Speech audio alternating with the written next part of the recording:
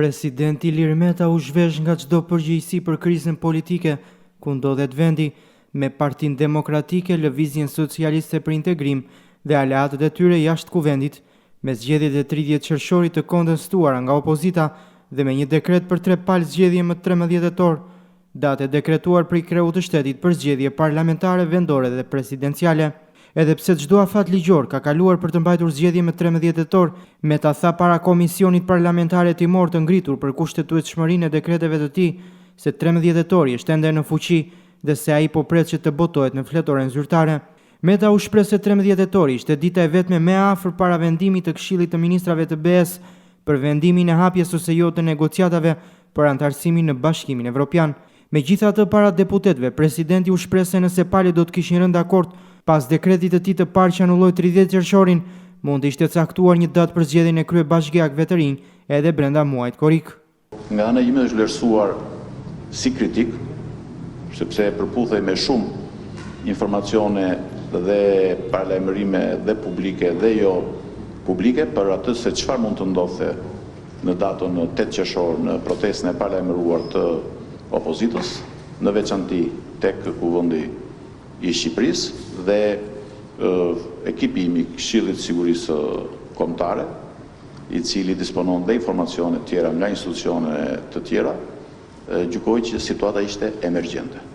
Unë datën 7 kam qenë disa ditë në Gjermani, jam kthyer në datën 8, kam qenë në zyrë pasdite pak përpara se të fillonte mitingu i opozitës. Po kështu kam qenë, sepse në rast do kisha qenë më i përgatitur, dekretin do ta kisha nxjerrë që atë ditë, por duke qenë se pavarësisht gabimit e mia, ende kishim nevojë të studionim edhe më shumë për të arsyetuar dekretin për shfuqizimin e 30 qershorit, vendosëm për të bërë publik si njoftim përpara menjëherë në fillim të protestës pikërisht këtë vendim, me dëshirën dhe me shpresën për të qetësuar, për të parandaluar çdo përshkallëzim të situatës dhe në mënyrë të veçantë për të shmangur një drejtim të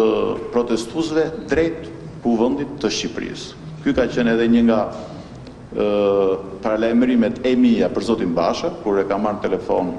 menjëherë sapo ka nisur mitingu i opozitës dhe kur janë shfaqur përpara kuvendit të Shqipërisë përsëri disa qytetarë, unë kam komunikuar me përfaqësues të ndryshëm të opozitës, telefonat e cilëve i kam patur për të kërkuar që menjëherë të ndikonin për të shmangur nga kuvendi i Shqipërisë dhe vetëm kaq, po